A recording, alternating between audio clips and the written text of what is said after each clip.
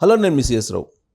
America అధ్యక్షుడిగా Trump బాధ్యతలు స్వీకరించిన తర్వాత ఆదాని మీద నమోదైనటువంటి కేసు వీగిపోయేటువంటి అవకాశం ఉంది అనేది ఇప్పుడు ఇండియన్ అమెరికన్ న్యాయవాది రవి బాత్రా చెప్తున్నారు. అసలు ఎస్కేప్ అయ్యేటువంటి అవకాశం లేదా ఉపసంహరించుకునే అవకాశం ఉందా? అసలు ట్రంప్ అధ్యక్షుడు కావడానికి దీనికి లింక్ ఏంటి అనే దాని మీద విశ్లేషణ చేసుకునేటువంటి ప్రయత్నం చేద్దాం. ప్రస్తుతం మన దగ్గర డివిఎస్ గారు రాజకీయ విశ్లేషకులు, సీనియర్ జర్నలిస్ట్ ఉన్నారు. ఇంటరాక్ట్ అవుదాం. సార్ నమస్తే. నమస్తే. తమాషా ఏంటంటే సార్, అమెరికా అధ్యక్షుడు ట్రంప్ అయితే అదానీ ఈ కేసు ఇది వీగిపోతుందని, దాంతో సేఫ్గా జగన్మోహన్ రెడ్డి బయటపడవచ్చు అనేది ఒక ప్రచారం మొదలైంది. అసలు ఇది సాధ్యమా?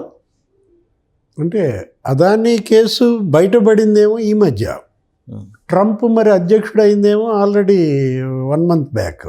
అంటే ఇప్పుడు రేపు ప్రమాణ స్వీకారం చేపట్టేది జనవరి 6, 20వ తారీఖు. ఇప్పుడు ఆయన వస్తున్న నేపథ్యంలో 20వ తారీఖు. అంటే ట్రంప్ కనుక అమెరికా అధ్యక్షుడు అయితే అదానీని ఒడ్డున పడేస్తాడా? అదానీని ఒడ్డున పడేయటం జగన్ని గట్టెక్కించటం. అంటే ఈ బంధం ఏది ఇప్పుడు భూమి గుండ్రంగా తిరుగుతోంది అన్నట్టుగా ఇవాళ జగన్ అదానీ కేసులన్నీ ఇవాళ నీకు ట్రంప్ చుట్టూతో తిరుగుతున్నాయా? అంటే అతను పారిశ్రామికవేత్త, ఎవరు కార్పొరేట్ సెక్టార్ నుంచే వచ్చిన ట్రంప్ ఇవాళ అమెరికా అధ్యక్షుడు అయిపోయిన దీంట్లో మరి అదానీ పారిశ్రామికవేత్తగా ఈ ముడుపులు, ఈ ఏది ఇచ్చిపుచ్చుకోవటాలు, బ్రైబ్స్ అనేది ట్రంప్. కాకపోతే ఇక్కడ అమెరికా చట్టాలు వాటికి వాళ్ళ సవాల్, అమెరికా న్యాయస్థానాలకి ఇదొక సవాల్. ఇప్పుడు రవి బాత్రా అతను ఎవరో కామెంట్ కూడా చేశాడనమాట. అటార్నీ అదానీ కేసు ఇప్పుడు అమెరికానే కుదిపేస్తోంది. జగన్ కేసు ఏ విధంగా అయితే భారతదేశాన్ని కుదిపేస్తోందో 12 ఏళ్లుగా, అదే కుదుపులు సహజం. ఎన్ని కుదుపులు ఎదురైనా జనానికి ఇబ్బంది ఏం లేదు.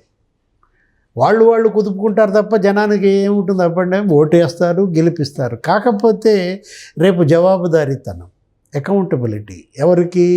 అంతిమంగా ఉండేది న్యాయ వ్యవస్థ, దర్యాప్తు సంస్థలు. FBI మనకి వాళ్ళ ప్రపంచంలోనే అత్యున్నత దర్యాప్తు సంస్థగా, ఏది అసలు అవినీతిని వాళ్ళ సహించని దేశంగా మనం చూసాం. ఇప్పుడు CBI ఇక్కడ ఆంధ్రప్రదేశ్, మన భారతదేశంలో ఏ విధంగా మనం అదో పెద్ద తోపు అనుకుంటామో, దీన్ని మించిన పుడింగ్ ఎవరు? FBI. అవునా కాదా అనేది ఇప్పుడు ఈ కేసు తేల్చేస్తుంది అనమాట. ప్రధాని కేసులో మీరు అన్నట్టుగానే వీక్ అయింది అనుకోండి. ఇంత బలంగా సాక్ష్యాధారాలు దొరికినా కూడా, ఏది తేదీలతో సహా ఎవరెవరిని ఏ రోజున కలిశారు, ఆ కలిసిన తర్వాత జరిగిన ఒప్పందాలు ఏ తేదీన జరిగాయి, దాని ఫలితాలు ఎలా వచ్చాయి, ముడుపులు ఎలా చేతులు మారాయి, నీకు మొత్తం ప్రైమా ఫేసీ కాదు అసలు అన్ని సాక్ష్యాధారాలు ఇవాళ అతని ఫోన్లో దొరికినాయి. ఎవరు? సాగర్, అదానీ. వీటన్నిటిని బయట పెట్టారు. మరి అరెస్ట్ వారెంట్ ఇష్యూ చేశారు. Legal fight కొనసాగుద్ది.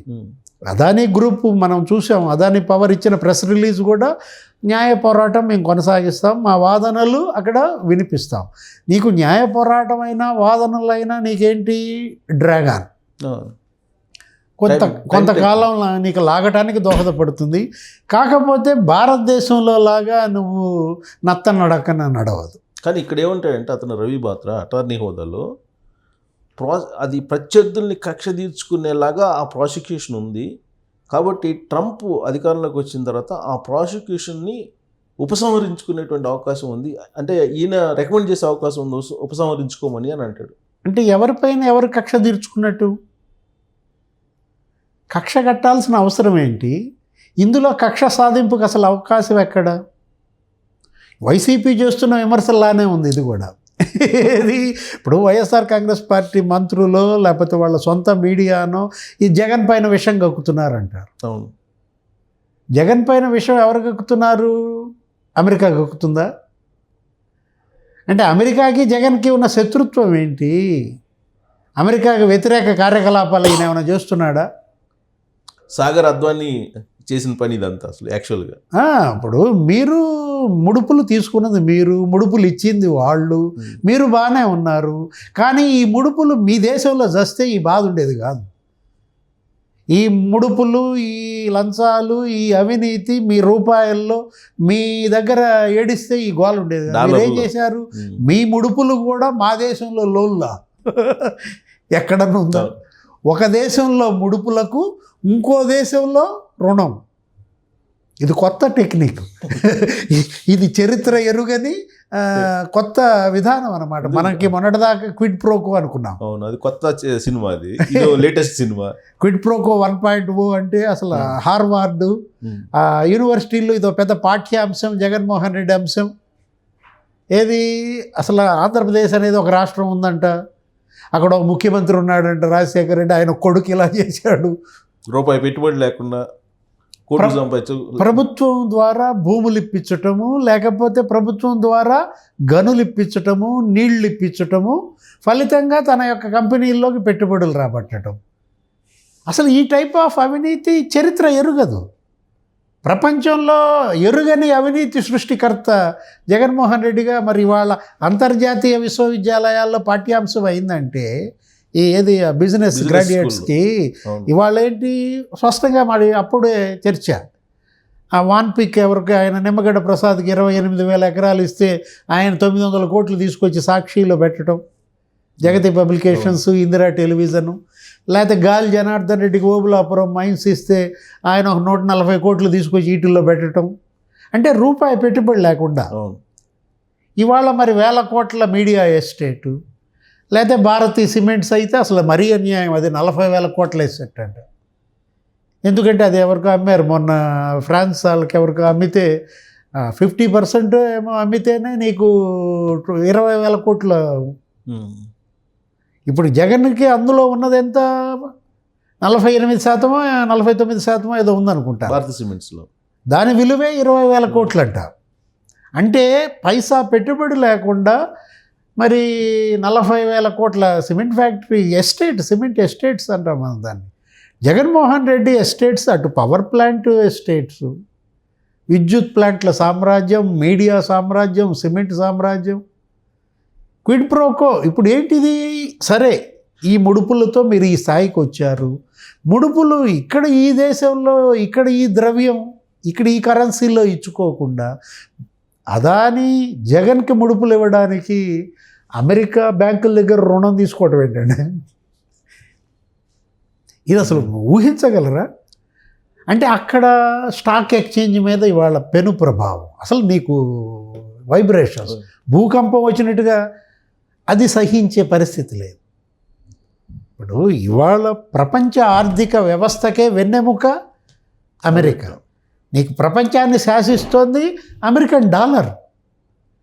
అలాంటి పరిస్థితిని మరి వదిలేసుకుని ఈ ఉడతూపులకే అమెరికా ఊగిపోతే, అంటే ఉడతాను మళ్ళీ జగన్మోహన్ రెడ్డి మనం తప్పు చేసినట్టు అవుతాం. ఇప్పుడు బిజినెస్ని కొత్త యాంగిల్లో చూపించారు, ఇప్పుడు మళ్ళీ న్యాయ వ్యవస్థను కూడా కొత్త యాంగిల్లో చూపిస్తున్నాడు. ఇప్పుడు ఇవాళ న్యూయార్క్ ఈస్టర్న్ డిస్ట్రిక్ట్ కోర్టు ఇవాళ ఏంటి, వాట్ నెక్స్ట్? ఇప్పుడు ఇవాళ FBI దాని ఇజ్జత్ కా సవాల్. ఫెడరల్ బ్యూరో ఆఫ్ ఇన్వెస్టిగేషన్ పెద్ద పుడింగ్ అంటారు, పెద్ద తోపు అంటారు, ఎక్కడెక్కడో వాళ్ళ తీసుకొస్తారంటారు. ప్రభుత్వాలు మారిపోతాయి, తారుమారు అవుతాయి. తప్పటడుగు వేస్తే ఇది భారతదేశం కాదు, లేకపోతే చైనా, వేరే దేశాలు కాదనమాట. అక్కడ వేరు, చైనాలో అయితే అసలు ఈ పాటి గురి తీసి పారేసేవాళ్ళు. ఇప్పుడు అమెరికా ఇవాళ ఇంత గొప్ప ప్రజాస్వామ్య వ్యవస్థగా, ఇవాళ ప్రపంచ తలమానిక ఆర్థిక వ్యవస్థగా ఉందంటే ఆ చట్టాల వల్ల, ఆ దర్యాప్తు సంస్థలో వాళ్ళు అవినీతి విషయం పైన నిక్కచ్చితనం. ట్రంప్ అయినా ఎవరైనా నీకేంటి వ్యవస్థలో భాగమే తప్ప వ్యవస్థకి అబౌవ్ కాదు కదా. కానీ ఇప్పుడు ట్రంప్ ప్రెసిడెంట్ అయిన తర్వాత ఆయన మీద ఉన్నటువంటి కేసులు ఏవైతే ఉన్నాయో వాటిని ప్రాసిక్యూషన్ లేకుండా చేసుకుంటున్నాడంట జగన్మోహన్ రెడ్డి లాగా. ఇక్కడ ఆంధ్రప్రదేశ్లో ఏం చేశారు, వ్యక్తిగతంగా హాజరు కూడా కాకుండా బెయిల్ మీద ఉన్నారు కదా. సేమ్ అదేలా ట్రంప్ అధ్యక్షుడైన తర్వాత ఆయనకు కూడా అక్కడ లీగల్ ప్రాసిక్యూషన్కి సంబంధించి కొంత ఉపశమనం వచ్చిందంట. సో ఇప్పుడు కూడా దీన్ని పరిశీలించి అదానికి కూడా రిలీఫ్ కల్పిస్తాడు ట్రంప్ అనేది ఆయన రవి గారి భావన. కారణం ఏంటంటే మోడీ అలాగే ట్రంప్ ఇద్దరు స్నేహితులు కాబట్టి, మోడీ అదాని స్నేహితులు కాబట్టి ఈ కోణం నుంచి బహుశా ఆలోచించి ఆయన చెప్పుంటారేమో అని. అంటే Modi, Trump, Adani triangular love ఆయన ఇప్పుడు చెప్పినట్లు ఇప్పుడు ఏంటంటే రవి బాత్రా ఇప్పుడు ఇవన్నీ కూడా ఏంటి ఫ్లక్చుయేషన్ లాగా మనం ఊహాజనితమైనటువంటి అంశాలు. ఇప్పుడు ఇవాళ ట్రంప్ అదానీ కోసం తన పవర్ కోల్పోవడానికి సిద్ధపడ్డం, అట్లాగే అక్కడ రిపబ్లికన్ పార్టీ, అక్కడ కాంగ్రెస్ ఉంది. ఏది అధ్యక్షుడికి సూపర్ పవర్స్ ఉంటే ఉండొచ్చు కాక, కానీ అన్నిటికన్నా సెనేట్ గొప్పది. సెనేట్ని దాటి అడుగేసే పరిస్థితి నీకు అమెరికాలో ట్రంప్కి కాదు కదా, ఎవరికి కూడా లేదన్నమాట. ఈరోజు అక్కడ న్యాయ వ్యవస్థకి ఇది సవాల్. ఒక అదానీ కోసం అమెరికా న్యాయ వ్యవస్థ రాజీ పడితేనో, అక్కడ దర్యాప్తు సంస్థను ఏదో వీకెండ్ చేస్తేనో కుదరదు కదా. రేపు అలాంటి ఉపద్రవాలు ఇంకా ఎన్ని అదానీలను ఫేస్ చేయాల్సి వస్తుంది. ఇక ఏ దేశంలో ముడుపులు ఇవ్వాలన్నా రుణాల కోసం సంప్రదించాల్సిన చిరునామా అమెరికా. ఇది ఎక్కడ పోవాలా? ఇప్పుడు ఒక దేశంలో స్కాములకి ఇంకో దేశంలో ముడుపులు ఇవ్వడం ఏంటి? అసలు అక్కడ వ్యవస్థ కుప్పగోలటం, ఇది ఊహించని పెను ఉత్పాతం అన్నమాట. ప్రపంచ ఆర్థిక వ్యవస్థే ఈ పెను ఉత్పాతం దెబ్బకి ఇవాళ విలవిల్లాడుతోంది. ట్రంప్ తనది తను చూసుకుంటాడు కానీ అదానీ కోసం ఇవాళ ట్రంప్ సాక్రిఫైస్ చేయడు. సేమ్ అదే మోడీ కూడా. ఏది మోడీ ఆయన చూసుకుంటాడు కానీ అదానీ మోడీకి ఉపయోగపడాలి తప్ప మోడీ అదానీకి ఉపయోగపడటం ఎంతవరకు? మోడీ సేఫ్ జోన్లో ఉన్నంతవరకు. ఎవరికి వాళ్ళు వాళ్ళ సేఫ్ జోన్ ముందు చూసుకుంటారు తప్ప పక్కాడి కోసం డేంజర్ జోన్లోకి వెళ్ళటానికి ఇదేమైనా బిగ్ బాస్ హౌసా? చూద్దాం రేపు ఏం జరుగుతుందంటే. ఈయనేమో అటార్నీ, బహుశా వైఎస్ఆర్ కాంగ్రెస్ పార్టీ ఎన్ఆర్ఐ న్యాయ విభాగానికి ఏమన్నా ఉన్నారేమో. ఎవరు? రవి బాత్రా. లేదంటే ఇప్పుడు ఆయన ఎంతకంత నాలెడ్జ్ ఉంటుంది కదా, అమెరికా చట్టాలు చాలా కఠినంగా ఉంటాయని కూడా జనరల్గా అనుకుంటూ ఉంటారు. ఇలాంటి పరిస్థితుల్లో ఇది వీగిపోయే కేసు అని చెప్పి ఆయన స్టేట్మెంట్ ఇవ్వటం అనేది ఇక్కడ సీరియస్నెస్ అంటే మనకి తెలియదు. రవి బాత్రా నిరంజన్ రెడ్డి లింకులు ఏమైనా ఉన్నాయా? రవి బాత్రా పొన్నవోలు సుధాకర్ రెడ్డి లింకులు ఏమైనా ఉన్నాయా? పొన్నవోలు సుధాకర్ రెడ్డి నిరంజన్ రెడ్డి ప్రభావం రవి బాత్రా పైన పడిందా? అంటే ఇప్పుడు ఇవన్నీ కూడా ఏంటి, నీకు ఊహాజనితమైన అంశాలు. అసలు అమెరికా మనకి తెలిసిన అక్కడి చట్టాలు, అక్కడ కోర్టులు సుతరాము ఉపేక్షించే ప్రసక్తే లేదు. ఎక్కడో భారతదేశంలో ఎవరో పారిశ్రామికవేత్త కోసం అమెరికా డాలర్ని వాళ్ళ నాశనం చేసుకుంటారా? ప్లస్ అమెరికా గురించి ఏమంటారంటే rule is rule for all అంటుంటారు. ఎవరికైనా ఒకటేనని. మనలాగా కొంచెం ఈ లూప్ హోల్స్ తక్కువ ఉంటాయి అంటుంటారు. అక్కడ నిక్సన్ అని గతంలో ఆయన పనిచేశారు అమెరికా ప్రెసిడెంట్గా. ఎప్పుడో 70వ దశకంలో పనిచేసినటువంటి నిక్సన్ బలయ్యాడు. బలి కావడమే కాదు, ఆయన పార్టీ కొంత మూల్యం చెల్లించాల్సి వచ్చింది కొన్నేళ్ల పాటు. ఇంకా తర్వాత అధికారాన్ని కోల్పోయిన పరిస్థితి. సేమ్ ఇదే ఎపిసోడ్. ఏది ఈ పరిశ్రమలతో అంటగాగి ఈ ముడుపుల వ్యవహారంలో ఆ రోజు కొన్ని వందల కార్పొరేట్ పరిశ్రమలకు అతను మేలు చేసిన పరిస్థితుల్లో నిక్సన్ మరోసారి నిక్సన్ అవుతాడా ట్రంప్?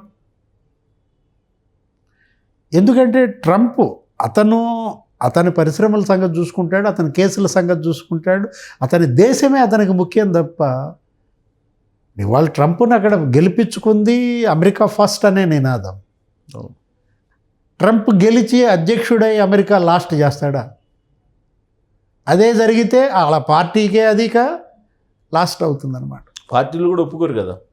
సో ఇదంతా కూడా నాన్ సీరియస్ చేయడానికి, ఈ కేసును నాన్ సీరియస్ చేయడానికి ఇక్కడ పొలిటికల్గా ఇలాంటి వాళ్ళని బయటికి తీసుకొస్తుందో వైసీపీ అనుకోవచ్చా? అంతే కదా. ఇప్పుడు ఏంటి, ఈరోజు జగన్మోహన్ రెడ్డి ఈ గండ నుంచి ఎలా గట్టెక్కాలి?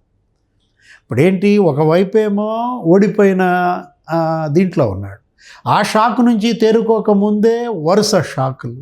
చెల్లి షర్మిల ఇస్తున్నటువంటి నీకు హైపర్ వోల్టేజ్, తల్లి రాసిన లేఖలు, విజయమ్మ, అసలు వాళ్ళ మీద ఈయన కేసులు వేయడం ఎన్సిఎల్టీలో, వాటి నుంచి ఇప్పుడు పార్టీ విలవెల్లాడుతున్న పరిస్థితుల్లో నీకు ఊహించని ఉత్పాతం. ఏది ఉరుములేని పిడుగులాగా పడింది ఈ అదానీ ముడుపుల అంశం. 1750 కోట్లు. ఇవాళ జగన్మోహన్ రెడ్డి అతనితో పోయేటట్టుగా లేడు. అతను వరుస పెట్టి అదానీతో పాటు ట్రంప్ను కూడా లాక్కెళ్తాడా? Right, thank you very much. So Trump అయితే ఆయన పరిధిలో ఆయన చూసుకుంటారు తప్పితే జగన్మోహన్ రెడ్డి గారినో లేదా అదానీ గారినో చూసుకునే పరిస్థితి ఉండదు. సో అమెరికా చట్టాలు వేరు. రవి బాత్రా గారి లాంటి వాళ్ళు మరి పొలిటికల్గా నాన్ సీరియస్ని కేసు చేయడానికే ఇలాంటి ప్రయత్నం చేస్తున్నారు అనేది ఒక అభిప్రాయం. సో దీని మీద మీరు కూడా కామెంట్ చేయొచ్చు. Thank you very much.